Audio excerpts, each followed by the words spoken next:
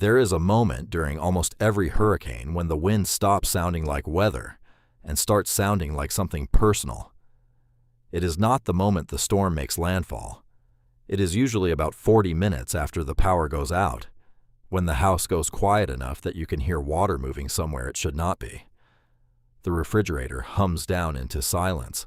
A phone screen that used to refresh itself every few seconds just sits there, frozen on the last bar of signal it managed to catch.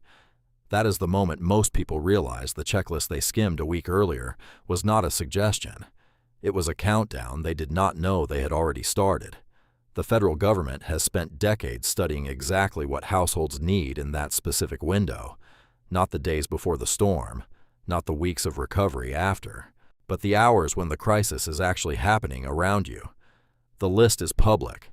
It comes from Ready.gov, the site run by the Federal Emergency Management Agency, and almost nobody outside of emergency management circles has actually read it end to end. Most people have heard fragments of it secondhand, usually from someone trying to sell them something, or from a relative repeating advice that got simplified so many times it barely resembles the original guidance anymore. What follows is not that. Every item here traces back to the agency's own emergency supply guidance, and the order in which they matter during an actual crisis is not the order most people assume. Start with water, because water is the one item on this list that FEMA quantifies with a precision most other agencies avoid. 1 gallon per person, per day for several days minimum. That number is not arbitrary. It accounts for drinking, but also for basic sanitation, which becomes a real problem once municipal water pressure drops or a boil water notice goes out, which happens routinely after storm surge contaminates treatment infrastructure. A family of 4 is not looking at a case of bottled water sitting in a garage. They are looking at dozens of gallons, stored before the storm, because stores within driving distance will be stripped bare within hours of a hurricane warning being upgraded, sometimes before the storm has even been officially named for the season. The households that get caught off guard are rarely the ones who had no water at all. They are the ones who had some, just never sat down and did the math on how many days it actually needed to cover. There is a related detail worth mentioning here, because it comes up constantly in the days after a storm. Tap water that looks perfectly clear can still carry contamination once a treatment plant loses power, or floodwater breaches a pipe somewhere along the line, which is exactly why the federal guidance treats stored water as a separate category from whatever happens to still come out of the faucet. A household that assumes the tap will simply keep working, just because the pipes are still connected, is trusting an assumption the storm itself has already broken in plenty of other towns before. Non-perishable food sits right beside it on the federal list, and the phrase itself is doing more work than people give it credit for. It does not mean crackers and canned soup for the sake of survival. It means food that requires no refrigeration, no real preparation, and ideally no cooking at all, because there is a real chance the stove will not work either. There is also a quieter factor buried inside this category that almost nobody accounts for in advance, and it has nothing to do with calories.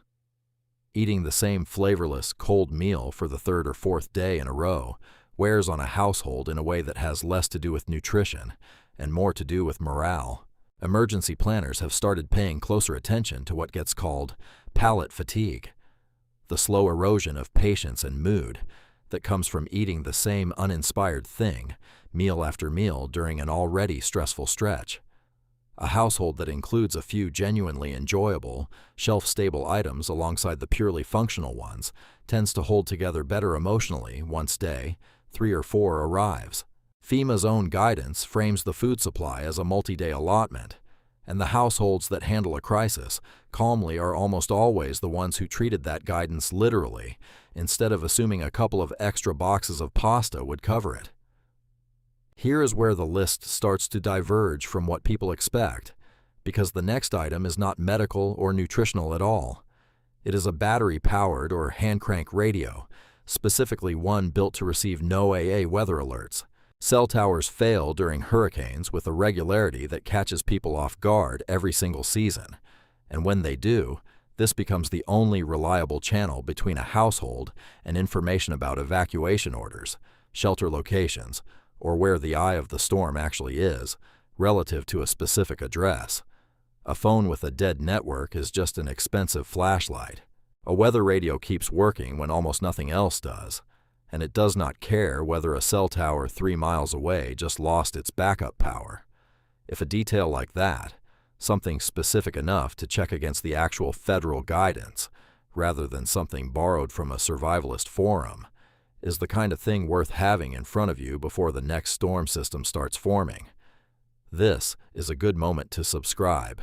It costs nothing, and it means the next breakdown like this one shows up before the situation it describes does, not after. Which brings up the actual flashlight, listed by name in the federal guidance, with a specific note that every person in the household should have their own. Not one flashlight for the family to pass around in the dark, one each. It sounds almost too simple to matter, until you consider what a hurricane night actually looks like inside a house with no power, no working elevator if you live in an apartment building, and a bathroom down a hallway that used to have a light switch that meant something. Passing a single light source between 4 or 5 people sounds manageable in theory. In practice, it tends to mean someone is always sitting in the dark, waiting their turn, in a house that already feels unfamiliar with the power out.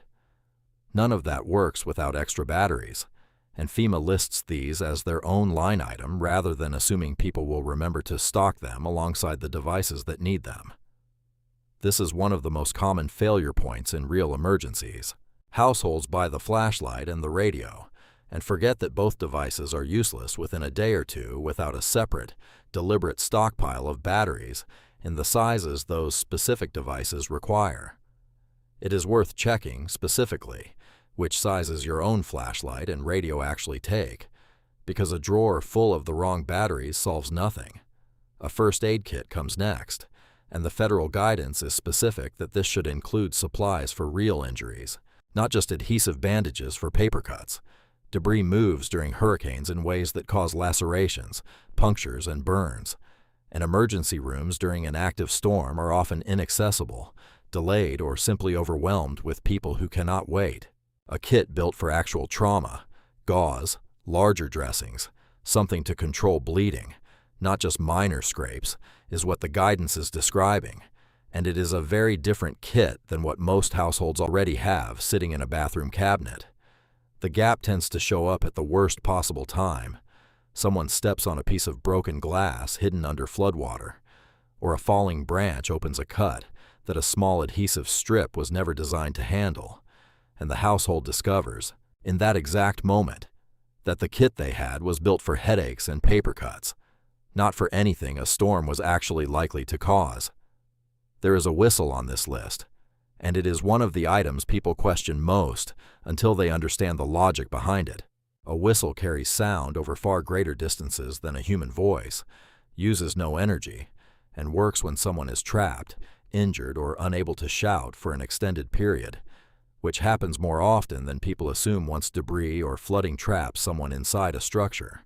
FEMA includes it specifically as a way to signal for help, and it costs less than almost anything else on this entire list, which makes it one of the easiest items to actually buy and forget, right up until the moment it is the only tool that works. A dust mask appears next, listed for filtering contaminated air, which becomes relevant faster than people expect once structural damage, mold growth, or airborne debris start circulating through a damaged home.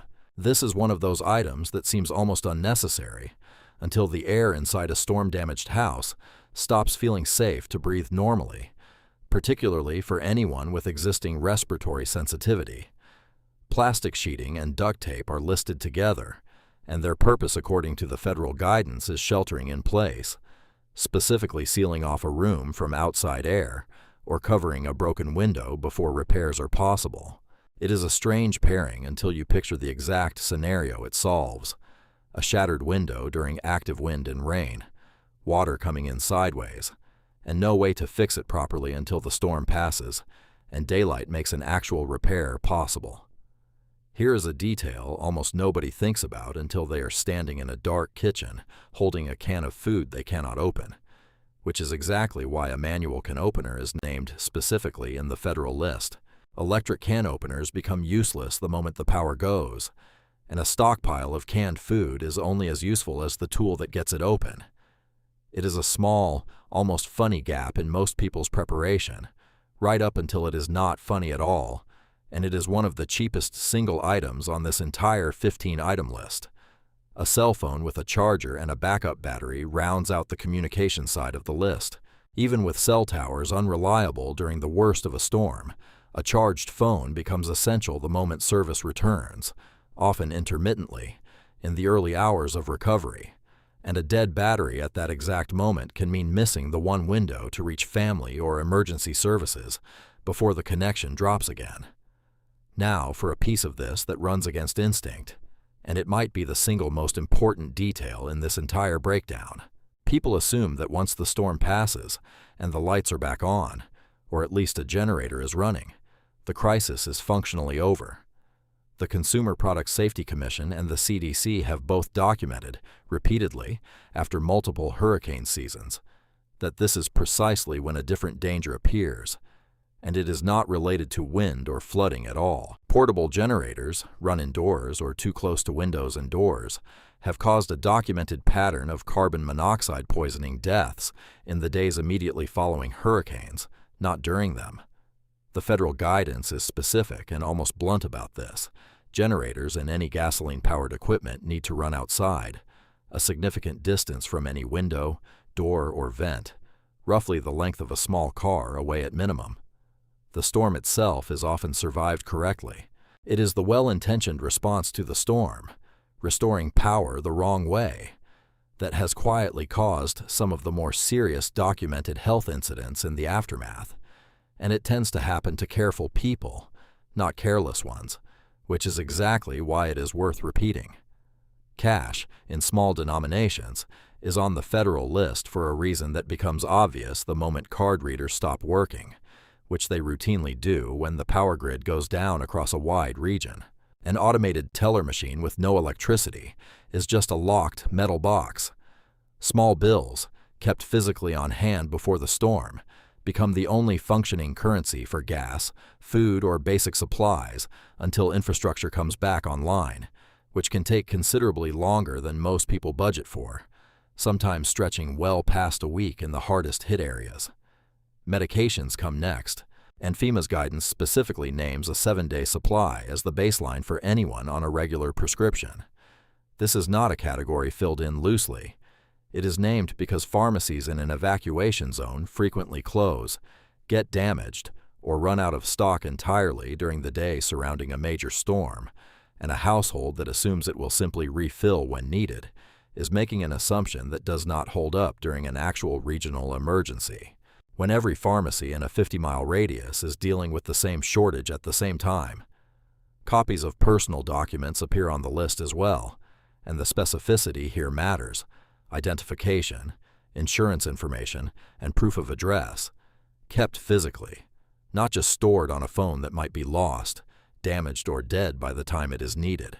Recovery after a hurricane frequently involves proving who you are and where you lived to insurance companies, aid programs, or landlords, and households without physical copies often face weeks of delay that could have been avoided with a folder kept in a waterproof bag before the storm ever arrived. The final item on this particular list is a multi-purpose tool, something as simple as a folding knife with additional functions, and its value becomes clear in almost every hurricane aftermath scenario. Cutting through debris, opening something that will not open, tightening something that has come loose. It is the least glamorous item on the entire list, and often the one people are most grateful to have within the first hour of actual need, precisely because it was never designed to impress anyone. There is a second detail worth knowing, separate from the main 15, because it changes how people think about the timeline of danger. The Centers for Disease Control has noted that the mosquito population most likely to carry disease does not spike immediately after a hurricane. It tends to increase roughly 2 weeks later, sometimes even in areas that never flooded but received unusually heavy rainfall. People tend to relax exactly when a second, quieter risk is only beginning to build, which is part of why the guidance around insect protection and standing water removal remains relevant well past the point most households consider the emergency finished, sometimes weeks after the news cameras have already moved on to the next story. What ties all 15 of these together is not urgency, it is precision. None of them require a bunker mentality or an unusual amount of money. Every single item traces back to a federal agency that spent years studying what actually keeps households functioning through the specific hours a hurricane is active. Not the general idea of preparedness, but the exact list built from the exact failures observed after real storms hit real communities, refined season after season based on what actually went wrong for actual families. None of this replaces professional guidance specific to your own situation, particularly around medications, existing health conditions, or anyone in the household who might need something beyond what a general list can account for. A federal checklist is a strong foundation, not a substitute for a conversation with a doctor or a pharmacist about what a 7-day supply actually needs to include for your own prescriptions, or with a local emergency management office about evacuation zones specific to where you live. The list gives you the shape of what matters.